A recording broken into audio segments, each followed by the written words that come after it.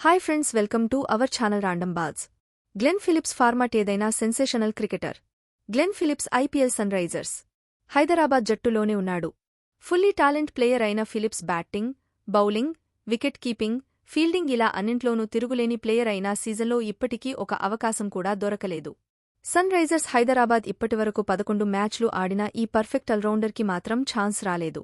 Rajasthan Royals మ్యాచ్లోనే ఫిలిప్స్కి అవకాశం దొరుకుతుంది అని అంతా ఎక్స్పెక్ట్ చేశారు. మేనేజ్మెంట్ అతనికి ఛాన్స్ ఇవ్వలేదు. గతేడాది రాజస్థాన్ రాయల్స్పై 7 బంతుల్లోనే 25 పరుగులు సాధించాడు. దీంతో ఉప్పల్లోనే ఈసారి ఎంట్రీ ఇస్తాడని ఫ్యాన్స్ భావించారు. మార్కరం ప్లేస్లో బరిలో దిగడం ఖాయం అనుకున్నారు. కానీ ఫామ్లేని మార్కరం పక్కన పెట్టి జాన్సన్ వైపు మేనేజ్మెంట్ చూస్తుంది. వాంఖడేలో ముంబై ఇండియన్స్తో మ్యాచ్లోనూ ఫిలిప్స్కి అవకాశం రాలేదు. ఇంపాక్ట్ ప్లేయర్ల జాబితాలో లేదు. తర్వాత మ్యాచ్లో అయిన కివీస్ యంగస్టర్ని ఆడించాలని డిమాండ్స్ వినిపిస్తున్నాయి. అందుకు మాజీలు రకరకాల కారణాలు కూడా చెబుతున్నారు. ఫిలిప్స్ పక్కన పెడితే సన్ రైజర్స్ హైదరాబాద్కే నష్టమని హెచ్చరిస్తూ ఉన్నారు. నిజానికి నెంబర్ 4 బ్యాటర్గా కివీస్ ఆటగాడికి మంచి రికార్డు ఉంది.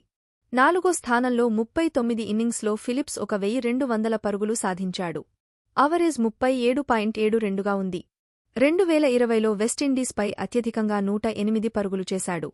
అలాగే ఏడాది ఆరంభంలో ఆస్ట్రేలియా సిరీస్లోనూ రాణించాడు. 2 మ్యాచ్లోనూ కివీస్ తరపున టాప్ స్కోరర్గా ఉన్నాడు. ఓవరాల్గా 230 టీ20లో 6000కు పైగా పరుగులు సాధించాడు.